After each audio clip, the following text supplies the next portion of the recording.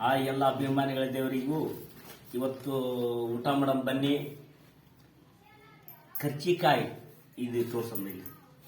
ಇದು ಕರ್ಚಿಕಾಯಿ ರೀ. ಇದು ಮನುಷ್ಯನ ಒಳಗ ಆರೋಗ್ಯ ಇವಾಗ ದಿನದಲ್ಲಿ ಜಗ್ಗೋರ್ತಾರೆ. ಕರ್ಚಿಕಾಯಿ, ಪುಂಡಿ ಪಲ್ಯವು, ಮೆಣಸಿನಕಾಯಿ, ರೊಟ್ಟಿ. ಎಲ್ಲ ಅಭಿಮಾನಿಗಳ ದೇವರಿಗೂ ಬನ್ನಿ ಕರ್ಚಿಕಾಯಿ ತಿನ್ನೋಣ. ಆಮೇಲೆ ಏನಿದು ಪುಂಡಿ ಪಲ್ಯವು, ಕರ್ದ ಮೆಣಸಿನಕಾಯಿ. ಇದು ಅದ್ಭುತ ಊಟ.